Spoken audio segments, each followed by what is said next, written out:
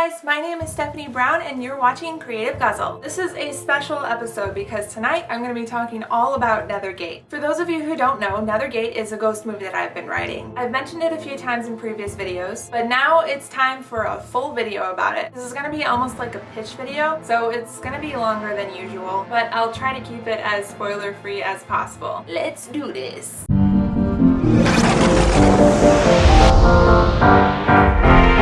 Tonight's drink is another original recipe. It is called, surprise, surprise, a Nethergate. Really creative, right? It looks nasty. Not to toot my own horn or anything, but that's pretty good. If you want the recipe for this drink, as always, there's a link down below in the doobly-doo. Otherwise, you can also click this little info button up here, which will take you to my website where you can also find more information on Nethergate as well as my other IPs. So as I said, Nethergate is a ghost movie that I've been writing. I came up with the idea back in college and developed it for a few years along with several other projects. Last year, right around this time actually, I finally finished the first draft. Now I'm about to finish the fourth draft. And while it is a supernatural horror film, I also like to refer to it as a paranormal fantasy because it does have a little bit of a magical twist to it. So the main character is a young woman named Elizabeth Morris, or Liz. Yes, she looks like me. That is because I also want to star in my movies. I want to be like Felicia Day. Anyways, Liz has to return to the Midwestern town that she grew up in after her parents are unexpectedly killed in a car crash. Even though she's already uneasy just being back in Ravens Hill due to a traumatic event from a few years back, her anxiety is quickly amplified when she starts experiencing paranormal activity in her house. She contacts a ghost hunter named Patrick Grant, aka Supernatural Sherlock, who is in town investigating the local cemetery, which houses the old stone monument known as the Nethergate. Patrick tries to help Liz figure out what's going on in her house. During this time, Liz also bumps into two people that she knew in Raven Hill before she left: her old childhood friend Kara and her abusive ex-boyfriend Josh, who is the reason why she left Raven Hill in the first place. Wanting to find out more about the gate, Liz enlists the help of a local historian, a Dr. Malcolm Niska. From him, she learns that the gate is said to have the power to transfer souls between this world and the next. More spooky stuff happens, things get really intense, and then we get to the finale, which I'm particularly proud of how that plays out. The track Shinzu from Gravity is what inspired it and helped make it really epic. This illustration is also from it. And that's all I'm gonna say about the plot. The only other character you really need to know is this guy. But I'm not gonna tell you anything about him other than he is the main entity that's haunting Liz. So as I said, I'm currently on the fourth draft of the script, but the people who have read it so far have had very positive remarks about it and some very helpful notes. I even did a script exchange with a stranger in a screenwriting group and got some very nice comments from him. Oh, it's okay. You don't have to put it up on my wall for inspiration. Just finished reading Stephanie Brown's script. She is a great writer with solid potential.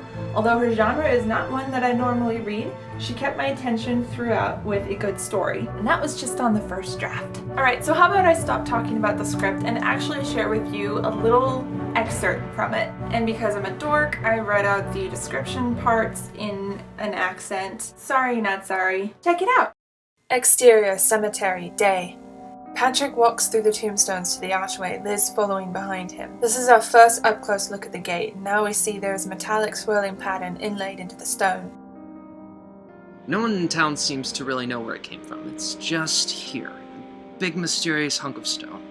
According to local legend, this thing is supposed to transfer souls from this world to the next, like a doorway to the afterlife. Liz gives him an amused look. Fascinating. I'm surprised you don't know about it. I thought you grew up here. Liz remains silent on the matter. Your dad was the one who told me about it. He also gave me the number of a local historian, a Dr. Malcolm Niska. I have an appointment with him tomorrow to learn more about the cemetery and this big sucker. Patrick casually leans against the gate. Suddenly, an electric bolt surges from the stone archway and strikes Patrick. He jumps backwards. Oh shit! Whoa, are you okay? He pulls up his sleeve and looks at his arm. There's a bright red burn on his forearm. The shape of it almost looks like some kind of brand. Son of a bitch! What the hell was that? Looking up at the gate, completely perplexed, he kicks it gingerly with his foot. That hurt. This looks pretty bad. We should get this looked at. No shit. She leads Patrick back to the street, glancing nervously over her shoulder at the gate. Special thanks to my buddy Rafael Arcara for providing the voice of Patrick. While I have a bunch of different stories in my head, I think that Nethergate is a good movie to get started with. It's a relatively low-budget concept, with just 7 locations and only a handful of other minor characters apart from the ones already mentioned. The finale happens on Halloween, so this will take place right in the middle of the fall. There's just something so atmospheric about autumn in the Midwest. It's both beautiful and can be kind of spooky, even during the day. So far, my plan for this is to keep developing the script and try to get more people involved in the pre-production process. At the same time, I'm also going to start working on an animatic trailer because eventually I want to launch a Kickstarter to help fund the movie. But I'm still far from that point, and I'm going to need help to get there. This is where you come in. Right now, the best thing that you can do to make this thing happen is to share this movie around to anybody that you think might be interested in Nethergate. Your horror movie friends, your filmmaking friends, anybody. Help this thing generate more interest. And if you really want to show support, you can also head on over to my Patreon and become a patron. Even if it's just $1 a month, that $1 will let me know that you are interested in seeing this movie come to life. So that's my pitch for Nethergate. I know I was kind of vague about it. I was trying to not spoil you too much. But what did you think? Let me know in the comments down below. And as always, if you liked this video, please hit that thumbs up button. And if you haven't already, please subscribe. And of course, to those of you that have already subscribed, you know who you are. Thank you so much for your support. Stay excellent to each other. And happy Halloween!